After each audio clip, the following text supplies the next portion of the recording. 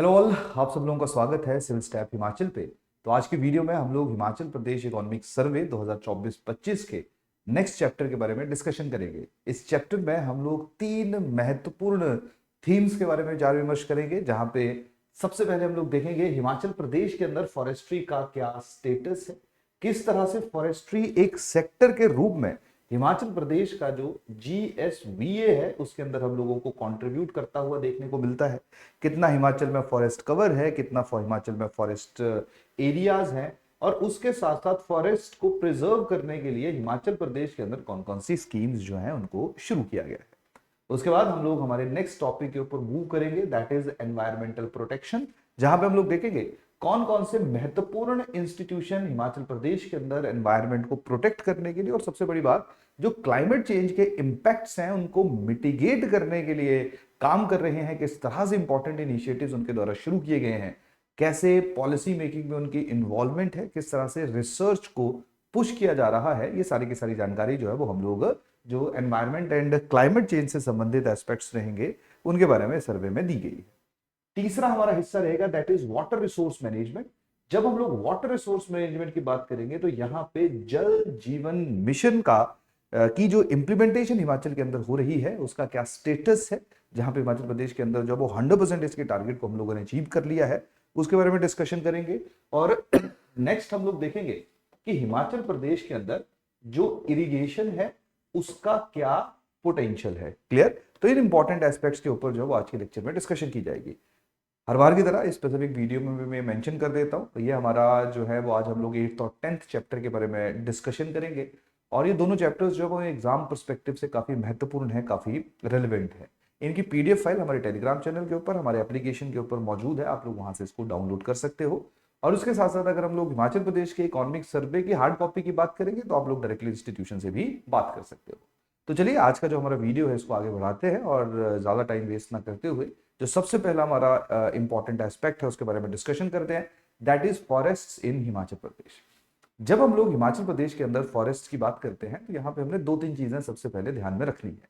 सबसे पहले हम लोग देखेंगे कि हिमाचल प्रदेश के अंदर जो डेजिग्नेटेड फॉरेस्ट लैंड है वो कितना परसेंट है, और फिर उस डेजिग्नेटेड फॉरेस्ट लैंड के अंदर हम लोगों को कितना फॉरेस्ट कवर जो है वो देखने को मिलता है। तो जब हम लोग हिमाचल प्रदेश के अंदर फॉरेस्ट लैंड की बात करते हैं तो ऑब्वियस बात है उसकी जो परसेंटेज होगी वो काफी ज्यादा होगी। जैसे हिमाचल प्रदेश का जितना टोटल हिस्सा है उसका 68.16% जो है ये बेसिकली डेजिग्नेटेड फॉरेस्ट लैंड में आता है। फिर उसमें जो है वो हम लोग फॉरेस्ट कवर की बात करते हैं, और जब हम लोग फॉरेस्ट कवर की बात भी करते हैं तो फॉरेस्ट कवर को भी हम लोग अलग अलग कैटेगरीज के अंदर विभाजित करते हैं। जैसे जब हम लोग देखते हैं कि एक स्पेसिफिक जगह को जब ऊपर से देखा जाता है तो जैसे आप ऐसा इमेजिन करिए कि ये एक ऐसी जगह है जहां पे अलग अलग पेड़ हैं, तो जब हम लोग ऊपर से उनको देखेंगे, टॉप टू बॉटम व्यूज लेंगे, तो हम लोगों को हर एक पेड़ का जो ऊपर वाला हिस्सा होगा, जो कैनोपी होगी, जब हम लोग उसको मिलाएंगे तो हम लोगों को एक बड़ा क्राउन वहां बनता हुआ देखने को मिलेगा। तो उसी आधार के ऊपर जो है जहां पे आपके फॉरेस्ट कवर है, जहां पे फॉरेस्ट आपके मौजूद हैं, तो वहां पे हम लोग देखते हैं कि अगर कोई एक स्पेसिफिक एरिया जहां पे क्राउन डेंसिटी जो है वो 70% या 70% से ज्यादा है, उनको हम लोग कह देते हैं ये वेरी डेंस फॉरेस्ट है। फिर आगे उसकी कैटेगराइजेशन होती है कि 40% से लेके 70% के बीच में तो उसको मॉडरेटली डेंस फॉरेस्ट कहा जाता है, अगर 10% से लेके 40% के बीच में तो इसको ओपन फॉरेस्ट कहा जाता है। और वहां पे जो है वो अगर प्रॉपर कैनोपी या प्रॉपर जो क्राउन नहीं बना हुआ है, छोटी छोटी झाड़ें हैं, तो उसको जो वो श्रब्स कैटेगरी के अंदर डाला जाता है। तो इस तरह से जो वो जब हम लोग फॉरेस्ट कवर की बात भी करते हैं तो उसकी भी फर्दर हम लोगों को सब कैटेगराइजेशन देखने को मिलती है। और नेक्स्ट हम लोग देखेंगे कि इसका हमारे प्रदेश का जो GSVA है उसके अंदर क्या कंट्रीब्यूशन है।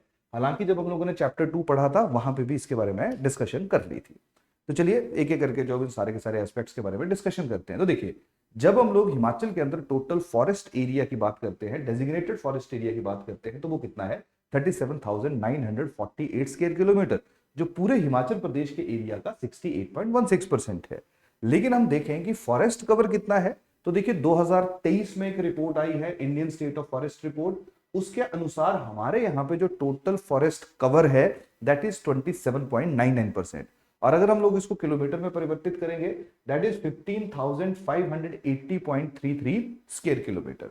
और जब हम लोग इसको कैटेगराइज करेंगे कि अच्छा कितना जो है वो थिकनेस है वहां पे on the basis of crown, तो वहां पे जब इसके अलग अलग कैटेगरीज रहती हैं, जैसे वेरी डेंस फॉरेस्ट जहां पे 70% या 70% से ज्यादा क्राउन डेंसिटी, ट्री की क्राउन डेंसिटी हम लोगों को देखने को मिलती है, तो वो टोटल है 3117.60 square kilometre. Moderately dense forest आ गया, 40 से 70% के बीच में क्राउन डेंसिटी है, that is 7280.29 square kilometre. Open forest जहां पे क्राउन डेंसिटी 10% से 40% के बीच में देखने को मिलती है, दैट इज 5182.46 स्क्वायर किलोमीटर। और जहां क्राउन नहीं बने हुए हैं, श्रब्स हैं, वो बेसिकली है 308.69 स्क्वायर किलोमीटर। अब देखिए दो चीजें तो आपने याद रखनी है, ये परसेंटेज, ये और 27.9%, ये ज्यादा चांसेस है इसके पूछने के। लेकिन उसके साथ साथ मैच दी फॉलोइंग में इस तरह के सवाल पूछे जा सकते हैं। तो अगेन जब हम लोग बहुत ज्यादा डाटा को मेमोराइज करने की कोशिश करते हैं, तो सबसे पहले हम लोग एक ऑब्जर्वेशन ड्रॉ करते हैं। जैसे यहां से ऑब्जर्वेशन क्या है कि सबसे ज्यादा जो है वो मॉडरेटली डेंस फॉरेस्ट है 7000 के आसपास, दूसरे नंबर पे ओपन फॉरेस्ट है 5000 के आसपास, तीसरे नंबर पे वेरी डेंस फॉरेस्ट है 3000 के आसपास, और चौथे नंबर पे जो वो श्रब्स हैं जो 300 के आसपास हैं। तो अगर मान लीजिए मैच दी फॉलोइंग में आता है तो करना आप लोगों के लिए आसान हो जाएगा। हाँ, एक प्रॉब्लम क्रिएट हो सकती है अगर आप लोगों से करेक्ट या इनकरेक्टली मैच्ड पूछा हुआ है, तो वहां पे आप लोगों को थोड़ा सा जो है इस डाटा को और स्पेसिफिकली याद करना पड़ेगा। क्लियर? तो देखिए जब हम लोग बहुत ज्यादा इंफॉर्मेशन देखते हैं, जैसे सर्वे के अंदर देख रहे हैं, तो पहला जो हमारा काम रहता है वो एक अंडरस्टैंडिंग ड्रॉ करने का रहता है कि अच्छा इसमें इतना है, या पहले नंबर पे ये है, दूसरे पे ये है, ये 100 में है, ये 1000 में है, ये 7000 के आसपास है। तो वहां से भी बहुत बार हमारे क्वेश्चन जो है वो निकल जाते हैं। तो जहां पे फैक्ट्स मेमोराइज ना हो, वहां पे एक ऑब्जर्वेशन जो है वो आप लोग पिक कर लीजिए, 80% चांसेस रहेंगे कि आप उस क्वेश्चन को सॉल्व कर सकते हो। अब देखिए हम लोगों ने देखा कि हिमाचल प्रदेश के अंदर जो है वो टोटल फॉरेस्ट एरिया कितना है। अब वो जो फॉरेस्ट एरिया है उसमें किसका कितना कितना योगदान है, तो यहाँ पे डिस्ट्रिक्ट वाइज डाटा हम सब लोगों के पास है। तो सबसे ज्यादा कंट्रीब्यूशन जो है वो हम लोगों को लाहौल एंड स्पीति का देखने को मिलता है।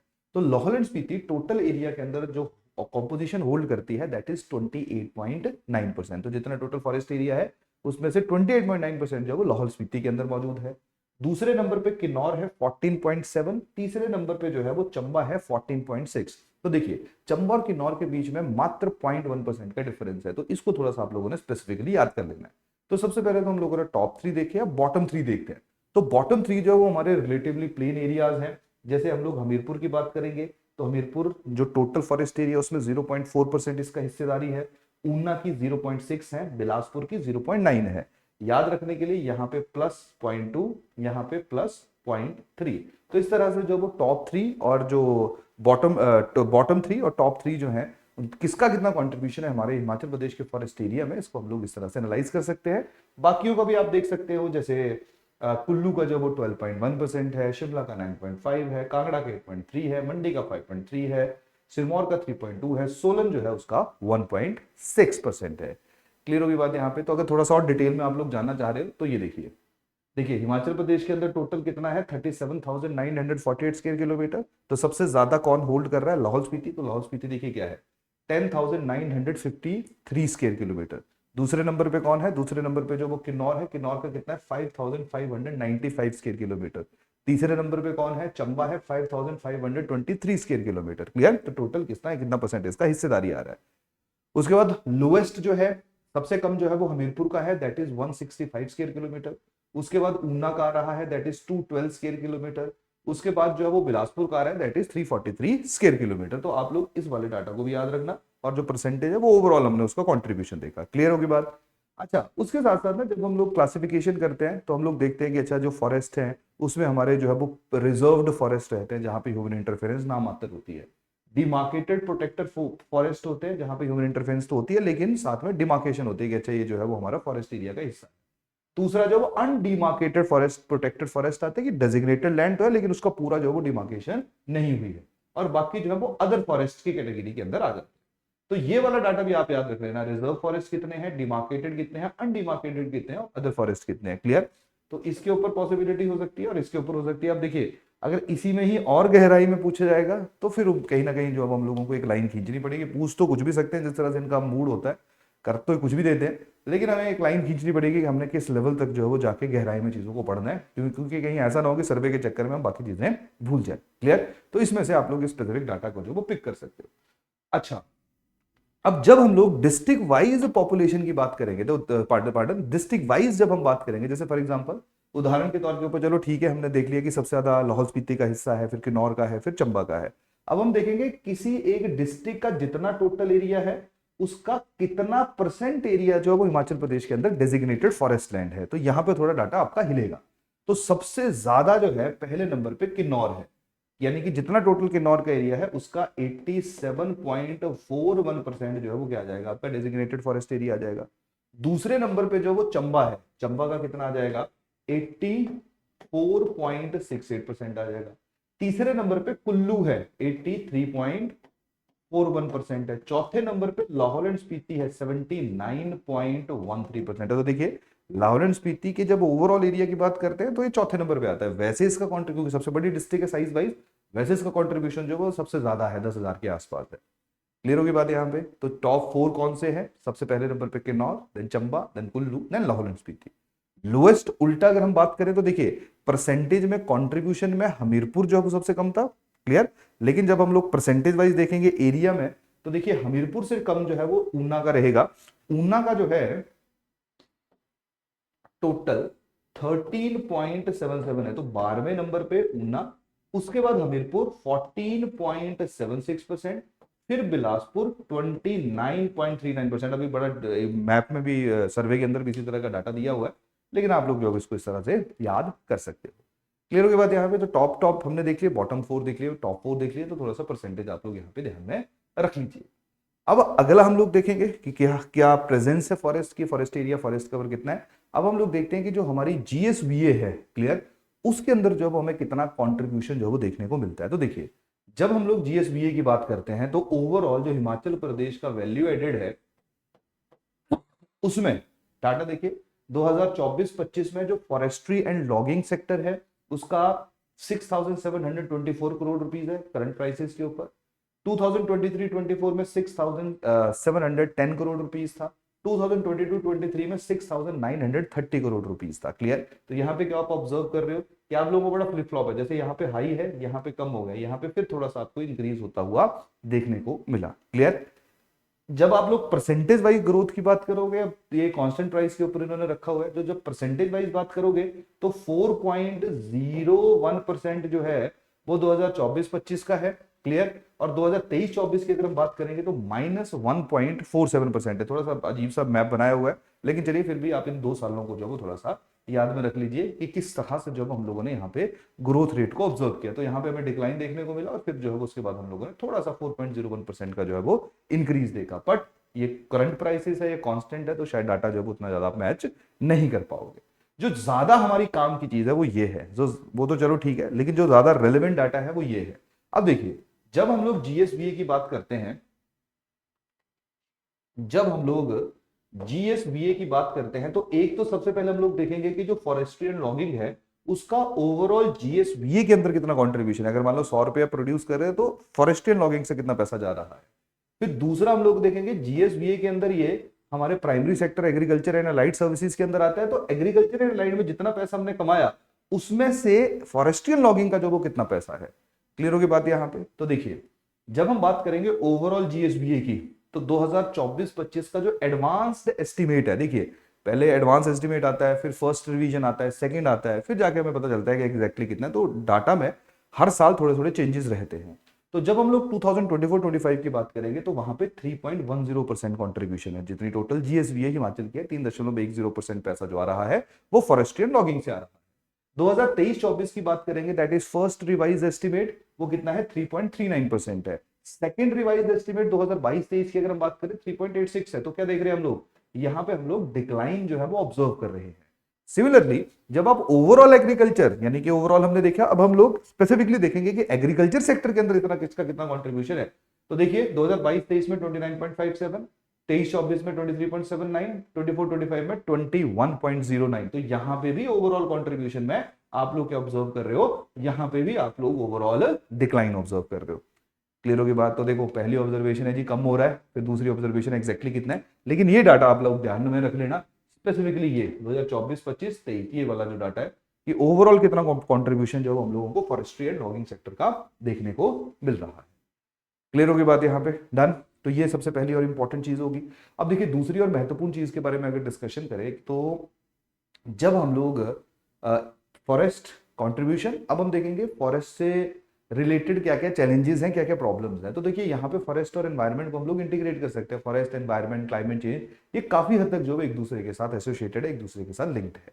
तो जब हम लोग हिमाचल प्रदेश के अंदर फॉरेस्ट की बात करते हैं तो सबसे बड़ा चैलेंज इस स्पेसिफिक समय पे है वो है इलीगल फेलिंग ऑफ ट्रीज, जहां पे इलीगल तरीके से जो वो पेड़ों को काटा जाता है। क्योंकि हमारे यहाँ पे पेड़ काटने की परमिशन लेना जो वो बहुत ज्यादा मुश्किल है। क्लियर? तो आप लोग हर जगह जो अपनी मर्जी से पेड़ नहीं काट सकते हो, तो वो एक बहुत बड़ा चैलेंज है। लेकिन उसके बावजूद जो वो पेड़ कट रहे हैं हिमाचल प्रदेश के अंदर। दूसरा जो एक बहुत बड़ा फैक्टर आता है वो आता है फॉरेस्ट फायर्स का। तो आजकल हम लोग देख रहे हैं ग्रीष्म में ना, गर्मियों का मौसम है, लोग जो है वो घास वगैरह के लिए जो वो आग लगा देते हैं। लेकिन कभी आग जो इतनी मुश्किल हो जाती है कि वो लोगों के घरों तक पहुंच जाती है, जानवर वगैरह उसमें जल जाते हैं, और वाइल्ड लाइफ के लिए जो है वो एक बहुत बड़ा खतरा है। तो फॉरेस्ट पहला प्रॉब्लम फेस करते हैं इलीगल फेलिंग से। दूसरा प्रॉब्लम फेस करते हैं जो आग लग रही है उससे, फॉरेस्ट फायर से। तीसरा प्रॉब्लम फेस कर रहे हैं कि हम लोगों का टारगेट है कि एसडीजी को अटेन करने के लिए हम लोगों ने 30% तक फॉरेस्ट कवर को बढ़ाना है। तो हम लोगों को फॉरेस्ट को इंक्रीज भी करना है, फॉरेस्ट जो एरिया है उसको बढ़ाना भी है। अच्छा, उसके साथ साथ एक और बड़ा चैलेंज रहता है कि जब हम लोगों के यहाँ पे कंस्ट्रक्शन हो रही होती है ना, कुछ बन रहा होता है, इंफ्रास्ट्रक्चर बन रहा है, तो ऑब्वियस बात है पेड़ कटेंगे। अब पेड़ आपने काट दिए तो उनके बजाय उनके जगह पे भी हम लोगों को पेड़ लगाने पड़ेंगे, नहीं तो हमारा फॉरेस्ट कवर जो है वो और ज्यादा कम हो जाएगा। तो इस तरह से जो हम लोग अलग अलग तरह के चैलेंजेस, अलग अलग तरह के प्रॉब्लम जो है वो फॉरेस्ट से जो है वो फेस करते हैं। अच्छा, अब इसका समाधान क्या हो सकता है? फॉरेस्ट फायर्स के लिए प्रॉपर एक मैकेनिज्म बनाया जाए, जहां पे जो वो आपके कम्युनिटी को इन्वॉल्व किया जाए, लोगों को एसएमएस पहुंचाए जाए जी आग लग चुकी है आप आ जाइए, या लोगों को आगाह किया जाए कुछ स्पेसिफिक जगह के ऊपर ना जाइए। दूसरा यहाँ पे सोल्यूशन हो सकता है कि आप लोग जो वो कम्युनिटी से किसी एक इंडिविजुअल की वहां पे ड्यूटी लगा दीजिए, जिसके लिए वन मित्र का प्रावधान यहाँ पे है। तीसरी बात है कि इलीगल जो फेलिंग है उसको रोकने के लिए जो है वो आप सीसीटीवी लगा दीजिए इंपॉर्टेंट चेक पोस्ट के ऊपर।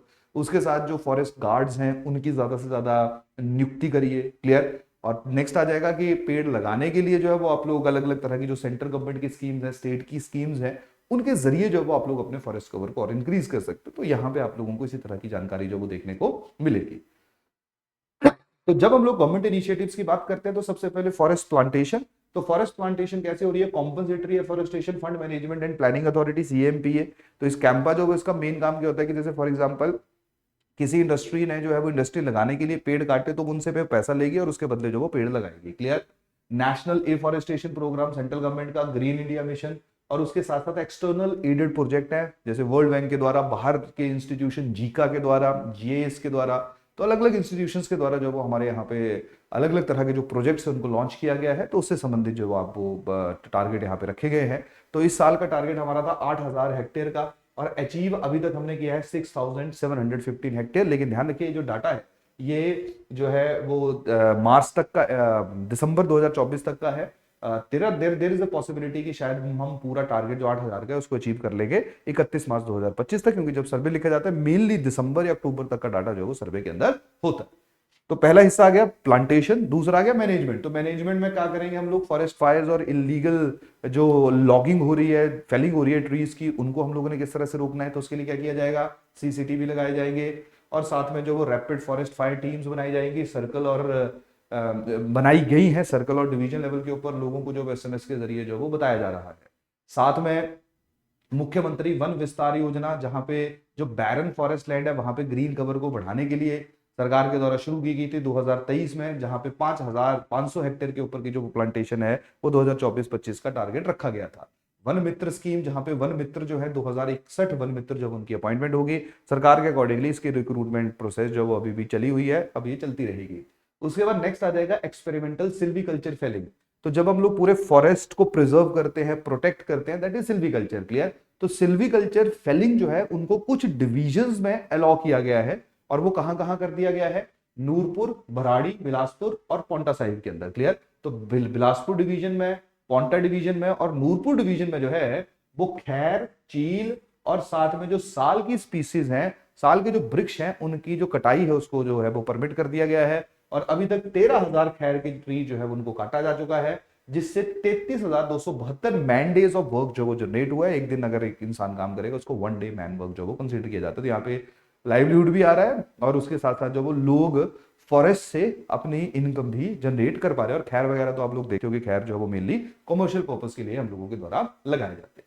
इसके साथ साथ बाकी और इनिशिएटिव्स हैं, जैसे बनखंडी कांगड़ा के अंदर जो जू है, क्लियर, और जो उसका साइज है, एक बड़ा जू जो है वो यहाँ पे इसका साइज इंक्रीज करने की बात हुई है। 600 करोड़ रुपए का जो है वो खर्चा है, जहाँ पे वेस्ट मैनेजमेंट और सोलर एनर्जी जो है उसको ज्यादा ज्यादा पुश किया जाएगा, ताकि लोकल एम्प्लॉयमेंट और टूरिज्म जो है उसको और बढ़ाया जा सके।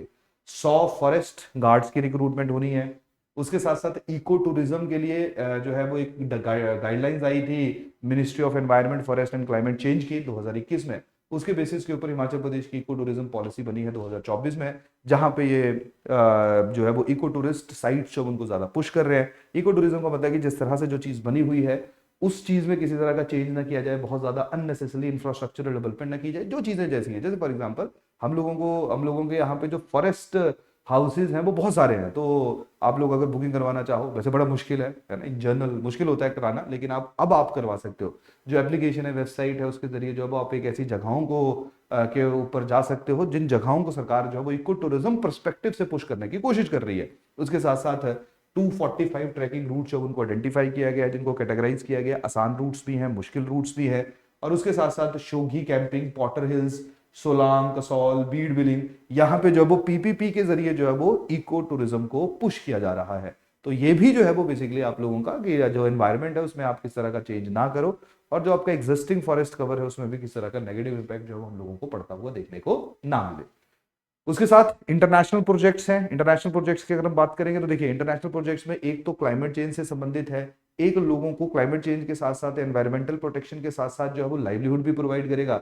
और एक ऐसा प्रोजेक्ट है वर्ल्ड बैंक का जो ओवरऑल 900 पंचायतों में उसको लॉन्च किया गया है। उसका मेन ऑब्जेक्टिव है कि किस तरह से जो है वो लाइवलीहुड के साथ साथ एग्रीकल्चर, वाटर एफिशिएंसी, जो एरेबल और इनएरेबल लैंड है, यानी कि जो खेती करने योग्य और खेती करने योग्य नहीं है, उनको किस तरह से जो है वो और ज्यादा बेटर किया जा सके। इन सारी जो जानकारी है, इन सबसे संबंधित जानकारी जो है वो आप, या इन सबसे संबंधित अलग अलग एक्सटर्नल एडेड बाहरी संस्थानों के द्वारा सपोर्टेड प्रोजेक्ट्स जो हिमाचल प्रदेश के अंदर चल रहे हैं। जैसे सबसे पहला है Himachal Pradesh forest ecosystem climate proofing project, जो KfW जर्मनी का बैंक है उसके द्वारा इसको असिस्ट किया गया है। क्लियर।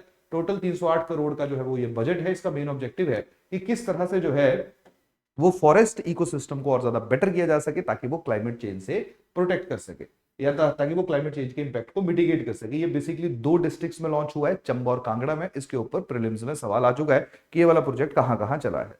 दूसरा प्रोजेक्ट है जो इकोसिस्टम के साथ साथ लाइवलीहुड इंप्रूवमेंट की भी बात करता है, जो basically Japan international cooperative agency that is Zika के द्वारा जो है वो उसको लॉन्च किया गया। 800 करोड़ का ये बजट है। इसमें बायोडाइवर्सिटी, फॉरेस्ट कवर की इंप्रूवमेंट के साथ साथ जो लाइवलीहुड है उसकी इंप्रूवमेंट की भी बात की जाती है।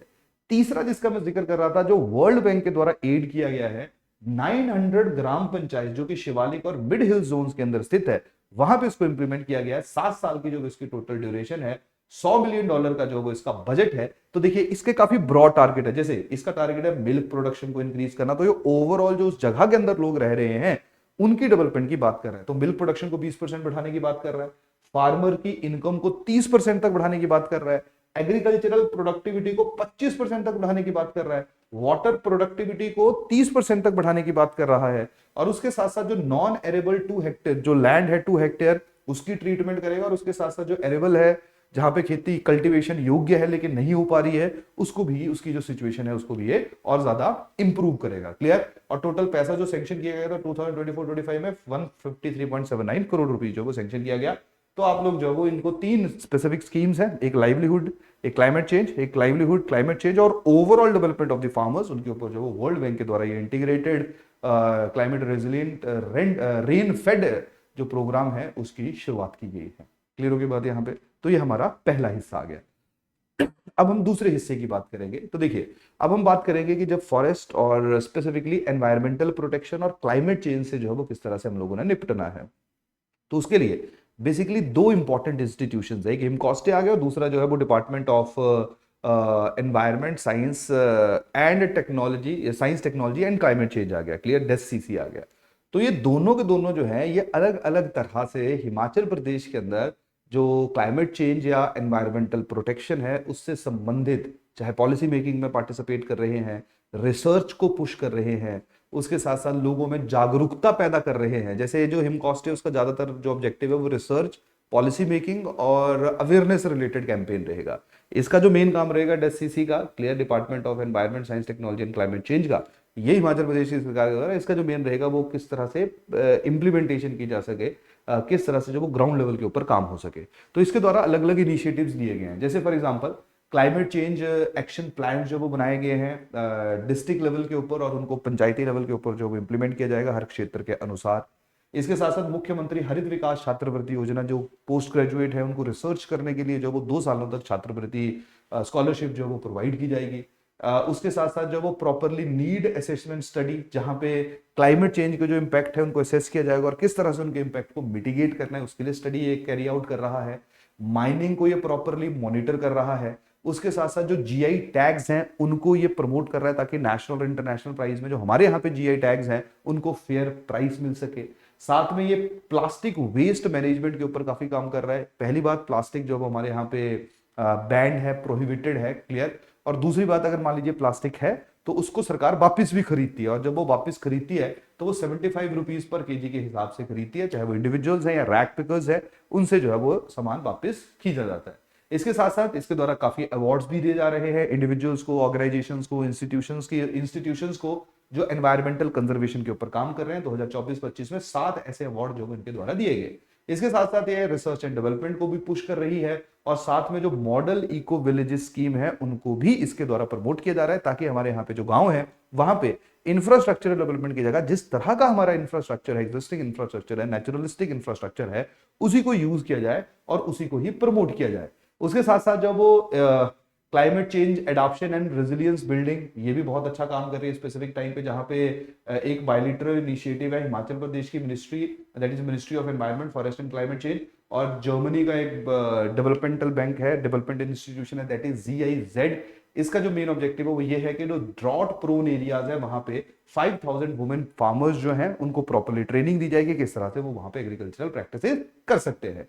उसके साथ साथ जो हिमाचल प्रदेश का state action plan on climate change है उसको GIZ की जो वो टेक्निकल सपोर्ट मिल रही है ताकि एग्रीकल्चर, हॉर्टिकल्चर और वाटर मिशन जो है उनके ऊपर जो क्लाइमेट चेंज का इंपैक्ट पा रहा है उसको मिटिगेट किया जा सके। और इससे संबंधित जो हमारे पालमपुर के अंदर यूनिवर्सिटी है वहां पे 2024 में मीटिंग भी की गई। क्लियर। तो जब हम लोग बात करेंगे DSCC की तो इसके द्वारा ये इनिशिएटिव्स लिए जा रहे हैं।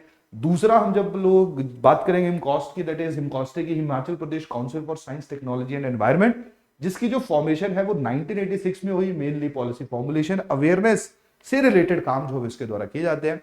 तो देखिए इसके द्वारा क्या क्या काम किए जा रहे हैं। जैसे हमारे यहाँ पे पत्तल बनते हैं, है ना, जहाँ पे पुराने समय में जो है आजकल फिर से वापस आ रहा है कल्चर, जहाँ पे पत्तलों को जो है वो यूज किया जाता है और उससे संबंधित ट्रेनिंग प्रॉपरली जो रिसर्च सेंटर्स हैं वो स्पेसिफिक समय में जो वो शाहपुर कांगड़ा के अंदर है। क्लियर। और SHG और लोकल कम्युनिटीज जो है उनको भी सिखाया जा रहा है कि किस तरह से जो वो आप जल्दी पत्तल मेकिंग कर सकते हो ताकि लाइवलीहुड भी आप लोगों का बूस्ट हो सके, प्लास्टिक का भी ऑल्टरनेट मिल सके। क्लियर। क्योंकि बीच में हम लोगों ने पत्तलों की जगह प्लास्टिक यूज करने शुरू कर दिए थे, वापस जो है वो हम लोग पत्तलों के ऊपर आ रहे हैं। तो उसके लिए जो वो Rajiv Gandhi centre for research and development of leaf plates, जिसको पत्तल हम लोग अपनी देशी भाषा में कहते हैं, उसके लिए जो है वो प्रॉपरली शाहपुर में स्पेसिफिक समय पे जो है वो काम हो रहा है। साथ में प्रॉपर्टी टैक्स असेसमेंट में प्रॉपर्टी टैक्स के लिए जो वो ड्रोन्स की मदद की जा रही है और ये म्यूनिसिपैलिटी की हेल्प कर रही है ताकि ज्यादा से ज्यादा जो है वो प्रॉपर टैक्सेशन जो है उसको इंप्लीमेंट किया जा सके। साथ में Himachal Pradesh children science Congress organise करवाई जा रही है जहां पे 21,973 स्टूडेंट्स को जो एंगेज किया गया है। डिस्ट्रिक्ट लेवल विनर्स जो है उनके स्टेट लेवल कंपटीशन करवाए जा रहे हैं, again environmental conservation and protection से।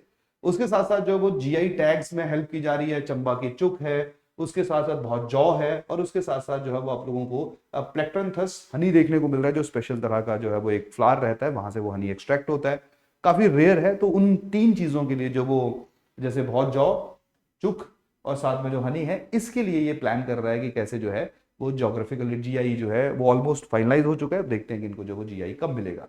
उसके साथ साथ जो है वो वर्ल्ड एनवायरमेंटल डे के ऊपर जो वो सेव वेटलैंड कैंपेन जो इनके द्वारा चलाया गया था वेटलैंड से संबंधित, जहां पे 1,60,000 से ज्यादा लोगों को इन्वॉल्व किया गया था। इवन शिमला के अंदर पीटरहॉफ में वेटलैंड से संबंधित जो है वो एक फिल्म फेस्टिवल भी ऑर्गेनाइज किया गया, जहां पे मूवी दिखाई गई guardian of wetland, women as stewards of conservation की, जहां पे वुमेन की वेटलैंड कंजर्वेशन में किस तरह की जो है वो कंट्रीब्यूशन है उसका भी प्रचार यहाँ पे हिमकॉस्ट के द्वारा जो हिमकॉस्टे के द्वारा जो वो किया गया। क्लियर। तो ये हमारे दो इंपॉर्टेंट या दो महत्वपूर्ण इंस्टीट्यूशंस हैं और उनके द्वारा क्या क्या काम किए जा रहे हैं, होपफुली आप लोगों को यहाँ पे क्लियर हो गया होगा। देखिए थोड़ा सा इंफॉर्मेशन जो है वो हम लोगों को यहाँ पे एक लाइन खींचनी पड़ेगी, लेकिन जब हम लोग मेंस की बात करते हैं वहां पे दोनों इंस्टीट्यूशन जो है वो आप लोगों को कहीं ना कहीं मदद करते हुए देखने को मिलेंगे। नेक्स्ट हमारा है तीसरा हिस्सा, दैट इज जल जीवन मिशन। तो देखिए जल जीवन मिशन 2019 में लॉन्च किया गया था। इसका मेन ऑब्जेक्टिव था कि 2024 तक आते आते हर घर में फंक्शनल टैप होगा। जितने हमारे 100% हाउस होल्ड जो है वो वहां पे फंक्शनल टैप होगा। लेकिन 2024 हो चुका है, इंडिया के अंदर जो है वो अभी हमने इस टारगेट को अचीव नहीं किया है। 2024 तक आते आते हमारे पूरे देश के अंदर 79.56% ऐसे हाउस होल्ड्स हैं जहां पे फंक्शनल टैप पहुंच चुका है, नल के लग चुके हैं जहां से पानी निकल रहा है। क्योंकि पानी निकलने का मतलब यहाँ पे सीधा 55 litres per capita per day जो है वो एटलीस्ट वाटर की सप्लाई होनी चाहिए, तभी नल लगने का फायदा। नल लगाना और पानी ना आना तो इसका कोई लॉजिक नहीं है। हिमाचल प्रदेश के अंदर जब हम लोग बात करते हैं, हिमाचल प्रदेश के अंदर सरकार के अकॉर्डिंगली, पता नहीं आपके घरों में पानी आ रहा है गर्मियों में कि नहीं आ रहा है, 100%, 100% जो है 100% जो है वो हिमाचल ने अपना टारगेट अचीव कर लिया। तो सबसे पहले जो आप लोग इसको ये ध्यान में रखिए। अब अगर हम लोग हिमाचल प्रदेश की बात करेंगे तो total rural house hold Himachal में है 17.09 लाख। तो क्योंकि 2024 तक आते आते हमने इस टारगेट को अचीव कर लिया, तो इसका मतलब है कि एज पर गवर्नमेंट हर घर के अंदर जो वो फंक्शनल टैप है। अब यहां पे डिवीजन किया गया है कि देखिए जल जीवन मिशन से पहले यानी कि 2019 से पहले कितने घरों में टैप था और अब कितना है। तो ये डाटा थोड़ा सा इंपॉर्टेंट है। जब हम जल जीवन मिशन से पहले की बात करते हैं तो 7.63 लाख हाउस होल्ड के अंदर जो वो नल था यानी फंक्शनल टैप था। लेकिन जब से जल जीवन मिशन शुरू हुआ है उसके बाद 9.46 लाख, तो इसका नंबर देख लीजिए ज्यादा है। और इसने जो वो पूरे के पूरे हाउस होल्ड और 100% जो है वो हमारे प्रदेश की जो सरकार है या हमारा प्रदेश जो है उसने 100% जो है इस टारगेट को अचीव कर लिया है। तो जल जीवन मिशन जो है वो हमारे लिए महत्वपूर्ण है। जल जीवन मिशन की अगर हम बात करें तो इसके अंदर मल्टीपल प्रोग्राम्स हैं जहां पे हैंडपंप लगाए गए हैं 41,835। उसके साथ साथ अर्बन वाटर सप्लाई स्कीम्स है, शिमला वाटर सप्लाई है, परवाणु वाटर सप्लाई है। उसके साथ साथ एग्जिस्टिंग जो हमारे यहाँ पे एग्जिस्टिंग जो वाटर सप्लाई मैकेनिज्म्स हैं उनको भी डेवलप किया जा रहा है। 7 टाउन के अंदर अमरूद के अंदर किया जा रहा है। 6 टाउन्स हैं जैसे स्टेट लेवल के ऊपर, स्टेट हेड के अंदर जो वो 6 टाउन्स जैसे हमीरपुर, बैजनाथ, ज्वाड़ी, अम्ब, नेर, चौक, शाहपुर।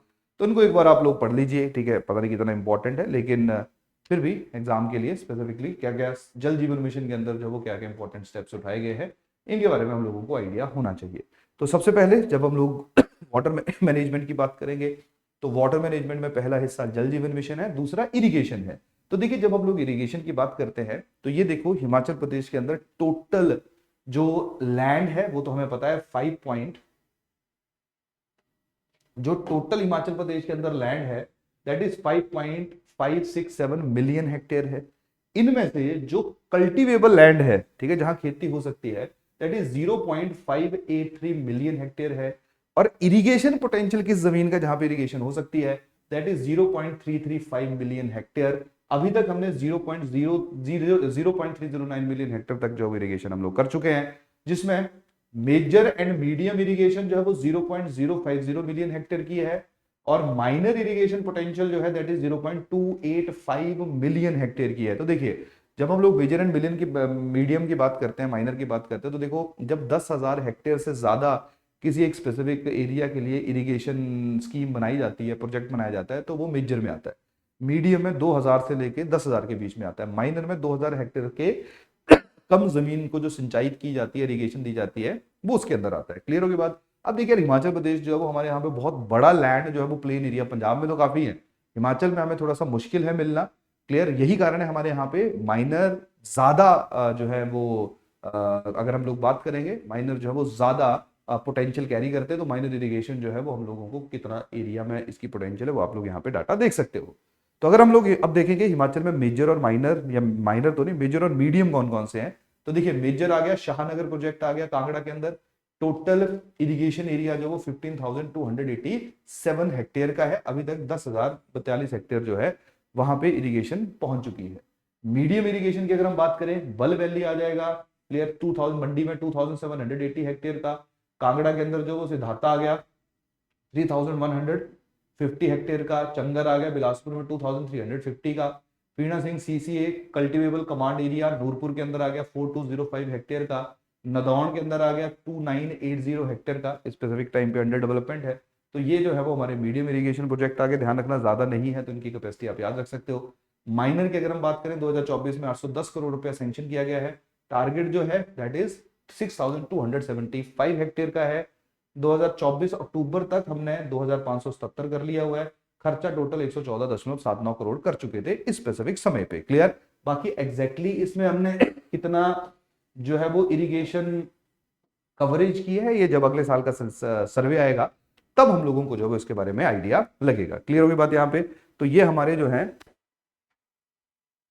ये जो है वो हमारी इंपॉर्टेंट स्कीम्स आ गई, इंपॉर्टेंट पहलू आ गए। क्लियर? अब हम लोग चलते हैं आगे और एक छोटा सा चैप्टर जो है वो कवर करते हैं, दैट इज पावर। देखिए, जब हम लोग पावर की बात करेंगे तो पावर से संबंधित दो तीन चीजें हम लोगों के लिए बहुत ज्यादा महत्वपूर्ण है।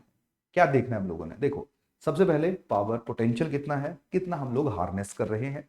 दूसरा, कौन कौन से इंपॉर्टेंट इंस्टीट्यूशन, संस्थान, कंपनीज एसोसिएटेड है हिमाचल में पावर प्रोड्यूस करने के लिए। अब हिमाचल में जैसे फॉर एग्जांपल जियोथर्मल का भी थोड़ा पोटेंशियल है, सोलर का भी है, लेकिन हम लोग जिस तरह से हमारा पूरा नेचर है, नदियां क्योंकि यहाँ से बहुत बहती हैं, तो यहाँ पे हाइड्रो पावर पोटेंशियल जो हम लोगों को सबसे ज्यादा देखने को मिलता है। और पूरे हिंदुस्तान के अंदर जितना हाइड्रो पावर पोटेंशियल है 25% जो है वो इंडिया हिमाचल के अंदर ही है। क्लियर?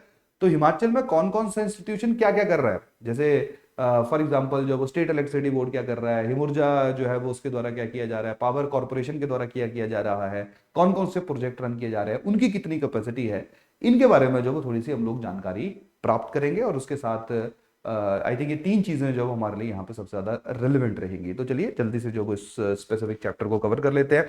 तो जब हम लोग बात करेंगे तो टोटल पोटेंशियल कितनी है, 24,000 मेगावाट की। हार्नेस कितना कर रहे हैं, 11,290 मेगावाट। इसको एज इट इज याद रखना। रिसेंटली अप्रैल 2024 से दिसंबर 2024 के बीच में 5 हाइड्रो पावर प्रोजेक्ट्स हैं। जैसे for example first is Kullu के अंदर जो है वो Thochning small SHEP small hydro electric power plant आ गया, 1.5 मेगावाट की कैपेसिटी। लूनी 4.5 कांगड़ा के अंदर, सेल्ती 24 मेगावाट की नॉर में, कुवारसी चंबा में 9.9 मेगावाट, रुद्र आ गया, ये आ गया कांगड़ा के अंदर 0.75 मेगावाट। तो ये लेटेस्ट है, तो इनकी कैपेसिटी और किस डिस्ट्रिक्ट के अंदर ये मौजूद है इनके बारे में जो आप लोग ध्यान में रख लेना। अब सबसे पहले हम लोग बात करेंगे, जब हम लोग हिमाचल में पावर की बात करते हैं तो वहां पे बात आती है Himachal Pradesh state electricity board limited की। Himachal Pradesh state electricity board की बात की जाए तो इसकी मेन रिस्पॉन्सिबिलिटी जो है वो इलेक्ट्रिसिटी पहुंचाना है, ट्रांसमिशन करना, लोगों के घरों तक बिजली पहुंचाना जो है, that is the main responsibility of HPSCBL. लेकिन एक और चीज ध्यान रखना, जो Himachal Pradesh state electricity board है उसके द्वारा जो है वो पावर जनरेशन भी की जाती है। हालांकि पावर जनरेशन ये कम करती है, लेकिन फिर भी इसके द्वारा जो वो पावर जनरेशन की जाती है, ट्रांसमिशन लाइन बिछाई जाती है, हाई वोल्टेज ट्रांसमिशन लाइन बिछाई जाती है, ताकि लोगों के घरों तक जो है या जो कॉर्पोरेट्स हैं वहां तक जो है, इंडस्ट्रीज हैं वहां तक बिजली को पहुंचाया जा सके। मेनली जो है वो इंडिविजुअल्स के ऊपर इसका ध्यान रहता है। तो जब हम लोग स्टेट इलेक्ट्रिसिटी बोर्ड की बात करते हैं तो यहां पे हमें जानने योग्य है कि इसकी फॉर्मेशन कब हुई। तो देखिए, ये जो बना, ये बेसिकली बना 1971 में, डेट भी याद रख लेना, 1 सितंबर 1971 में। और ये बना बेसिकली इलेक्ट्रिसिटी सप्लाई एक्ट 1948 के अंतर्गत। बाद में 2010 में इसको लिमिटेड कंपनी में जो है वो परिवर्तित कर दिया गया। लिमिटेड का मतलब था जहां पे इसके पास थोड़ी सी ज्यादा इंडिपेंडेंस थी डिसीजन मेकिंग में, और काफी हद तक इसने कंपनीज की तरह जो है वो काम करना था। क्लियर? तो अब कर रहा है कंपनीज की तरह, नहीं कर रहा है वो मैं आपके विजडम पे छोड़ देता हूं, लेकिन इसका जो मेन ऑब्जेक्टिव था कंपनी बनाने का 2010 में वो ये था। तो जब हम लोग Himachal Pradesh state electricity board की बात करते हैं तो ध्यान रखिए, इसके डिस्ट्रीब्यूशन तो हर जगह कर रही है, लेकिन इसके जो है वो सोलन, ऊना, कुल्लू, हमीरपुर, बिलासपुर 5 डिस्ट्रिक्ट के अंदर जो है वो कोई भी पावर हाउसेज नहीं है। इसके जो पावर हाउसेज हैं, जो सबसे ज्यादा कैपेसिटी इसके द्वारा जो जनरेट की जा रही है वो किन्नौर के अंदर की जा रही है, दैट इज 562.19 ये एमयू है। एमयू का मतलब आ जाएगा मिलियन यूनिट। अब देखिए, जब हम लोग बात करते हैं ना, जैसे हम लोग तो बोलते हैं जी कैपेसिटी, अभी हमने देखा मेगावाट है ना, तो टोटल पावर कितनी है ये मेगावाट में आ जाएगा। उसके साथ टोटल एनर्जी कितना प्रोड्यूस हो रहा है, तो एनर्जी जब प्रोड्यूस की जाएगी, कितने यूनिट प्रोड्यूस हो रहे हैं, उसको एमयू या मिलियन यूनिट्स में जो हम लोग परिभाषित करते हैं। तो किन्नौर के अंदर सबसे ज्यादा मिलियन यूनिट प्रोड्यूस किए जा रहे हैं, दूसरे नंबर पे जो है वो मंडी के अंदर किए जा रहे हैं, और 5 डिस्ट्रिक्ट ऐसी हैं जहां पे जो है वो हम लोगों को किसी भी तरह का पावर हाउस जो है एचपीएससीएल एससीबीएल के द्वारा जो है वो होल्ड किया हुआ देखने को नहीं मिलता है। तो ये बेसिक सी जानकारी आप लोगों को पता होनी चाहिए। अगर हम लोग बात करेंगे Himachal Pradesh state electricity board की, तो total 27 hydro electric power project जो है वो इसके द्वारा ऑपरेट किए जा रहे हैं और टोटल कैपेसिटी जो है वो 489.35 मेगावाट की है। तो यहां से आपको आइडिया लग सकता है कि बहुत ज्यादा कैपेसिटी जो है वो हम लोग यहाँ पे नहीं देखते हैं। क्लियर। इसके साथ साथ Beas valley power corporation limited जो इसी की ही सब्सिडरी है, उसके द्वारा उहड़ स्टेज 3 डिजाइन किया जा रहा है, बनाया जा रहा है उहड़ नदी के ऊपर, जिसकी टोटल कैपेसिटी जो है वो कितनी है, 100 मेगावाट की है। तो जैसे हमने देखा अलग अलग काम है, अपने पावर हाउसेज भी हैं, कितने हैं, कितनी कैपेसिटी है। दूसरा ट्रांसमिशन रिस्पॉन्सिबिलिटी है, तो यही कारण है इनके द्वारा जो है वो 62 extra high voltage sub station जो है वो उनको इंस्टॉल किया गया है, जिनमें 5272.55 MVA यानी कि मेगा वोल्ट एम्पेयर जो है उसकी ट्रांसफॉर्मेशन कैपेसिटी है। क्लियर। और उसके साथ साथ कितने किलोमीटर की लाइन बिछाई गई है, 3693.49 सर्किट किलोमीटर जो है उसकी हाई वोल्टेज लाइन जो है वो दिसंबर 2024 तक स्टेट इलेक्ट्रिसिटी बोर्ड के द्वारा जो है वो बिछाई गई है। क्लियर। 2024-25 की अगर हम लोग बात करेंगे तो यहाँ पे 6 जो है वो extra high voltage sub station जो है उनको डिजाइन किया गया है, बनाया गया है, जिनकी टोटल कैपेसिटी 76.2 MVA है और टोटल जो है वो 32.839 CKM EHV लाइंस जो है circuit kilometre extra voltage line जो है, हाई वोल्टेज लाइन जो है वो इनके द्वारा बिछाई गई है। तो ये थोड़ा सा डाटा जो है इसको आप लोग यहाँ पे रख लेना। इसके साथ साथ इलेक्ट्रो जो HPHC वेल है, इसके द्वारा नए चंबा डिस्ट्रिक्ट के अंदर जो वो 3 हाइड्रो पावर प्रोजेक्ट जो वो बनाए जा रहे हैं। देवी कोठी 16 मेगावाट का, साई 15 का, साई कोठी 2 18 का, हेल जो है वो आपका 18 मेगावाट का। तो कोठी 1 कोठी 2 कितने कितने मेगावाट के, वो 15 का या 18 का है। इनको जो है आप लोग ध्यान में रख लेना है कहां पे है, ये आप लोगों के तीसरा रीजन में है, चंबा डिस्ट्रिक्ट के अंदर। तो ये नए जो है वो इस स्पेसिफिक समय में अलॉट किए गए हैं, हम देखते हैं कि कब बनकर ये तैयार होंगे। तो पहले जब हम लोग पावर से संबंधित इंस्टीट्यूशन की बात करते हैं, that is Himachal Pradesh state electricity board. दूसरा जो है जो मेनली पावर जनरेशन जिसकी रिस्पॉन्सिबिलिटी है, पावर सप्लाई को फ्लो को मेंटेन करना जिसकी रिस्पॉन्सिबिलिटी, और हिमाचल प्रदेश के अंदर जो बड़े बड़े प्रोजेक्ट जिसके द्वारा होल्ड किए जाते हैं, that is your Himachal Pradesh power corporation limited. Himachal Pradesh power corporation limited की अगर हम बात करेंगे तो इसकी जो स्थापना है वो दिसंबर 2006 में की गई और इसको बनाया इसलिए गया था ताकि ये एक बड़े लार्ज कंपनीज की तरह जैसे NTPC NHPC इनकी तरह जो है वो काम कर सके और हमारे यहाँ पे जो है वो बिना किसी झिझक के, बिना किसी परेशानी के जो पावर स्टेशन हैं उनको डेवलप किया जा सके। अब ध्यान रखना HPPCL जो है वो मेनली तो नो डाउट हाइड्रो के ऊपर काम करता है, लेकिन साथ में बाकी जो फॉर्म ऑफ पावर प्रोडक्शंस है उनके ऊपर भी इसका ध्यान रहता है, सोलर के ऊपर रहता है, विंड, ठीक है, जियोथर्मल, बायोगैस, तो उनके ऊपर भी जो है वो ये काम करता है। तो जब हम लोग बात करेंगे तो देखिए जो कौन कौन से प्रोजेक्ट्स हैं वो इसके अंडर हैं। कशांग आ गया, कशांग और केरांग स्ट्रीम्स के ऊपर बन रहा है किन्नौर में 243 मेगावाट की कैपेसिटी। साबरा गुड्डू आ गया पब्बर नदी के ऊपर शिमला में 111 मेगावाट की कैपेसिटी। कुल्लू के अंदर सैंज के ऊपर आ गया 100 मेगावाट की कैपेसिटी। सोंगतम करचम आ गया किन्नौर के अंदर सतलुज के ऊपर 450 मेगावाट की कैपेसिटी। गिरी नदी के ऊपर रेणुका जी आ गया 40 मेगावाट की कैपेसिटी। ब्यास के ऊपर थाना प्लाव आ गया मंडी में 191 मेगावाट की कैपेसिटी। किसाऊ आ गया, ये बेसिकली काफी इसका न्यूज में भी रहता है, ये उत्तराखंड और हिमाचल की बॉर्डर के ऊपर है, 660 मेगावाट की कैपेसिटी है। टॉन्स नदी के ऊपर प्रपोज्ड है। कशांग आ गया 48 मेगावाट की। जिस्पा जो है आ गया भागा नदी के ऊपर 300 मेगावाट की। त्रिवेणी महादेव जो है वो आ गया 72 मेगावाट की कैपेसिटी ब्यास बिनबा खड्ड की कॉन्फ्लुएंस के ऊपर है। चंबा के अंदर जो वो शुंगुनी सुंदला आ गया 48 मेगावाट की कैपेसिटी। क्लियर। उसके साथ जो वो जांगी थोपन आ गया Powari hydro electric power project 780 megawatt की कैपेसिटी। ओरिजिनली जो है ये SJVN को दिया गया था, लेकिन बाद में जो है वो HPPCL स्पेसिफिक समय में इसको ऑपरेट कर रहा है। उसके बाद जो है वो छंजू आपका आ गया HEP हाइड्रो इलेक्ट्रिक प्रोजेक्ट आ गया 48 मेगावाट का, रेवी बेसिन के अंदर छंजू नाड़ा के ऊपर ये बना हुआ है। थाना प्लाव आ गया स्टोरेज। क्लियर। ये आ गया 270 मेगावाट का। Renuka ji pumped storage project आ गए, लास्ट के 2 नए हैं 1630 मेगावाट का। तो ये सारे के सारे जो आप लोग यहाँ पे ध्यान रखना, HPPCL के अंदर जो है वो हम लोगों को स्पेसिफिक समय में ये देखने को मिल रहे हैं। क्लियर होगी बात यहाँ पे। इसके साथ साथ HPPCL के और प्रोजेक्ट्स हैं, जैसे सोलर प्रोजेक्ट्स हैं। बिलासपुर के अंदर जो वो बेरादोल है 5 मेगावाट की कैपेसिटी। उसके साथ जो वो फेकुवेला ऊना के अंदर 32 मेगावाट। भंजड़ आ गया ऊना में 5 मेगावाट। आने वाले कौन से हैं अपकमिंग, ऊना के अंदर अगलोर आ गया 10 मेगावाट का। उसके साथ साथ जो वो गोंदपुर बुला और लमलेडी उपाली आ गया, 11 मेगावाट का है, 12 का है। ये दोनों के दोनों जो है वो ऊना के अंदर है। इसके साथ साथ इस स्पेसिफिक समय में 200 मेगावाट का दमताल कांगड़ा के अंदर आ रहा है। अभी जो है वो इसका जो वो डीपीआर चल रहे हैं, डिटेल्ड प्रोजेक्ट रिपोर्ट जो है वो मार्च 2025 तक शायद कंप्लीट होगी। अभी नेक्स्ट ईयर हम लोगों को पता चलेगा। तो ये अपकमिंग प्रोजेक्ट्स हैं और ये जो है वो हम लोगों के कितनी कैपेसिटी के हैं और कौन कौन से प्रोजेक्ट है।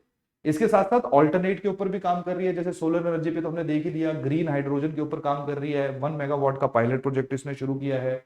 कॉम्प्रेस्ड बायोगैस गैस के ऊपर काम कर रही है। टू जो है वो टन्स पर डे प्लांट जो इसके द्वारा बनाया गया है। जियोथर्मल एनर्जी बाकी के ऊपर भी इसके द्वारा काम किया जा रहा है, लेकिन ज्यादा काम इसका सोलर और हाइड्रो पावर प्रोजेक्ट्स के ऊपर चल रहा है। होपफुली वो आप चीज जो आप लोगों को क्लियर होगी। और लास्ट आ जाएगा दैट इज हमारा हिमुर्जा की अगर हम बात करें, रिन्यूएबल एनर्जी के ऊपर इसका मेन ध्यान है। इसके साथ साथ ये उन हाइड्रो पावर प्रोजेक्ट्स को भी डेवलप करते हैं जिनकी कैपेसिटी 5 मेगावाट से कम है। लेकिन मेन किस तरह से जो वो सोलर एनर्जी को, प्राइमरली सोलर एनर्जी को हिमाचल प्रदेश के अंदर यूज किया जाए, उसको स्टोर किया जाए, उसको ट्रांसमिट किया जाए, क्लियर, कैसे उसकी यूटिलाइजेशन को बढ़ाया जा सकता है, this is the main responsibility of HIMURJA. और इसकी जो शुरुआत है वो 1989 में हुई। 1989 में जो है इसको फॉर्म किया गया है, बनाया गया है इसका, तो ये इंपॉर्टेंट है हम लोगों के लिए, क्लियर। इसके साथ साथ इसके अलग अलग प्रोग्राम्स हैं, जैसे ग्राउंड माउंटेड 83 प्रोजेक्ट्स है 73.6 मेगावाट की कैपेसिटी के अंदर। ये जमीन के ऊपर माउंट किए गए हैं। नॉर्मली जब हमारे बड़े प्रोजेक्ट्स बनते हैं तो जमीन के ऊपर माउंटेड होते हैं। Grid connected roof tops, roof के ऊपर जो है वो अलग अलग सोलर सेल्स लगाए गए हैं और उनको जो वो कॉमन ग्रिड के साथ कनेक्ट किया गया है। जैसे जितना आपने यूज कर लिया वो सही है, नहीं तो जो सरप्लस होगी वो उस ग्रिड में चली जाएगी। कल को अगर डेफिशिएंट होती है तो उस ग्रिड से जो है वो आपको जो है वो पावर भी मिल जाएगी। नेक्स्ट आ गया ऑफ ग्रिड, जो किसी ग्रिड के साथ जो वो कनेक्टेड नहीं है, तो वहां पे बैटरीज वगैरह लगी होती है, वो कैप्चर करती है, पावर जनरेट करती है और बैटरीज में उसको स्टोर करती है। इसके साथ साथ स्ट्रीट लाइटिंग सिस्टम है, डोमेस्टिक लाइट्स बनाई गई हैं सोलर पावर को यूज करते हुए। तो उससे संबंधित कितने लाइटिंग सिस्टम है, कितने स्ट्रीट लाइट्स लगाई गई हैं, क्लियर, कितने ऑफ ग्रिड बनाया गए हैं, ये सारी की सारी जानकारी जो वो स्पेसिफिक जगह के ऊपर दी गई है। उसके साथ साथ जो वो सोलर वाटर हीटिंग ये डिस्काइड जो है वो इंस्टॉल किए गए हैं 19,800 लीटर पर डे की कैपेसिटी के साथ। और मार्च 2025 तक 21,000 लीटर पर डे की कैपेसिटी है, इंक्रीज हो जाएगी। कितना जो है वो हम लोग लीटर वाटर जो है उसको हीट करेंगे। सोलर कुकर 29 जो इंस्टॉल की जा सके और मार्च 2025 तक उम्मीद है कि 35 कर चुके होंगे। अब मार्च 2025 तो हो चुकी है, लेकिन जैसे मैंने बताया कि हमारे पास जो डाटा आता है इसका वो पुराना डाटा रहता है, क्लियर। तो ये आ गई हमारी हिमुर्जा से संबंधित या जो हिमाचल प्रदेश के अंदर इलेक्ट्रिसिटी या पावर जनरेशन से रिलेटेड अलग अलग प्रोजेक्ट चल रहे हैं उनसे रिलेटेड जानकारी। बाकी हम लोग जो है वो बाकी टीचर्स जो है वो अब आप लोगों के साथ अलग अलग चैप्टर जो है वो जल्दी शेयर करेंगे। कोशिश हमारी रहेगी कि हो जितना जल्दी हो उतना जो है वो हम लोगों ने सोचा था कि इस महीने में खत्म कर देंगे, लेकिन आई थिंक 3-4 दिन जो हम लोगों को थोड़े और एक्स्ट्रा लगेंगे और इकोनॉमिक सर्वे जो हमारा क्लोज हो जाएगा। इसी के साथ जो इस सेशन को मैं खत्म कर रहा हूँ। थैंक यू, धन्यवाद।